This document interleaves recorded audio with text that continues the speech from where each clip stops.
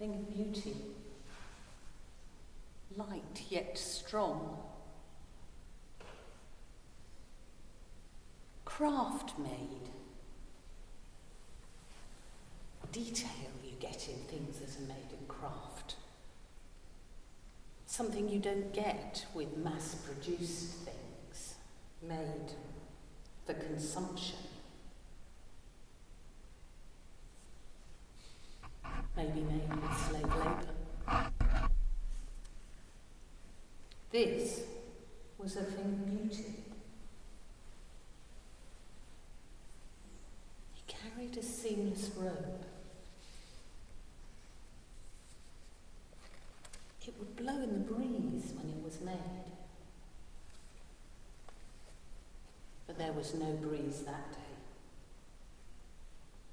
The air seemed to hang in the sky, like a great leaden weight, like the yellowing clouds of smog that hang over our cities. Somewhere, a fire was crackling. Children cried out in fear or stared in bemused amazement. His sweat and blood stained the cloth. It clung to him where he had been lashed. The fibres of the material stuck to the congealing wounds. Around the hem, where the stitching was plain to see, the material was starting to fray. Something was unravelling, becoming undone.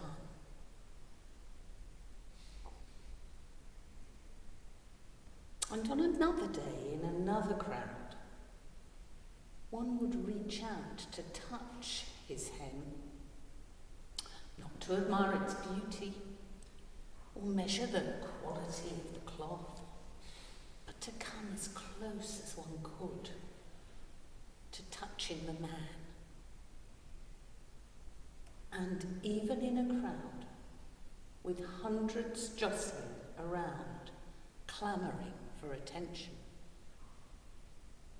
he would cry out, "Who touched me?" As if this were something obvious. But he could tell. He could be pressed from every side and still discern each touch. You see, for him there are no crowds, only people. Each one a thing of beauty. Each one delicately and unrepeatedly distinct. He sees each face, knows each name, feels each touch and knows its meaning. What do you want me to do for you? Unless I wash you, you have no share in me.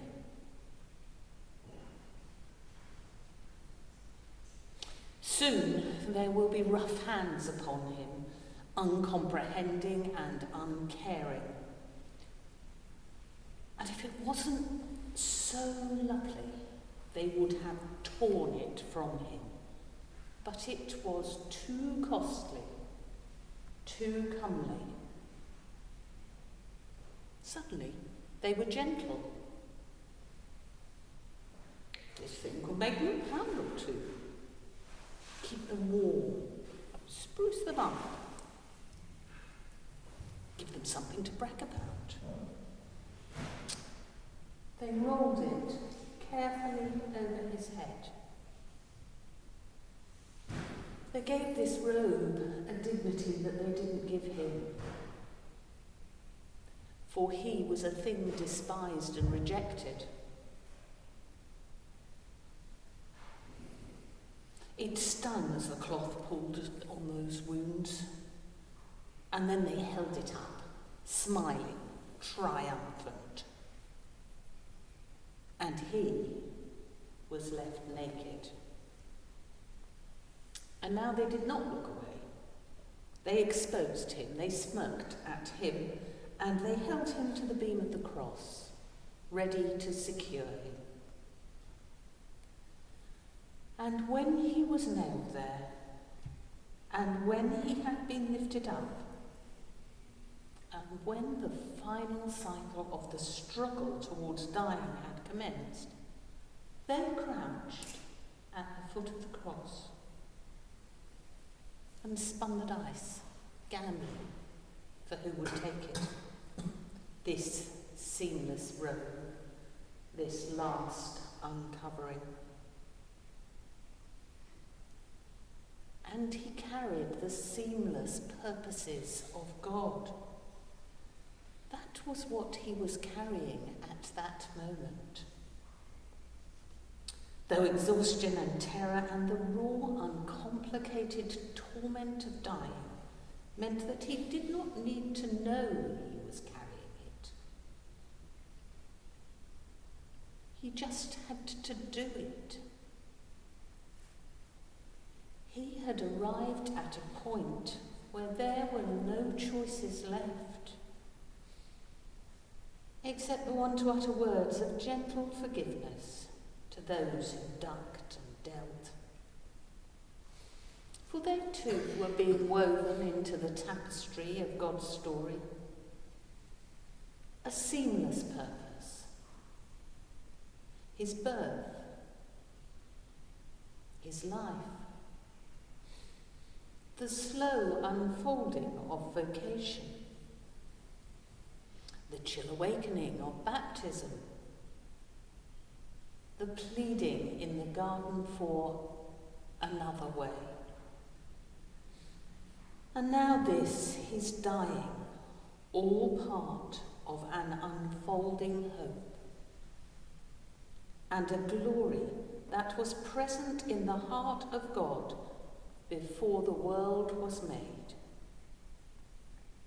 Now, planted in his heart, turning slowly towards completion, the hour of reckoning. And as the strange, eclipsing darkness gathers, the beckoning of a new dawn, a new heaven, a new earth. God's work of redeeming planted in our hearts. Those words of forgiveness spoken to us. Father, forgive them. They don't know what they do.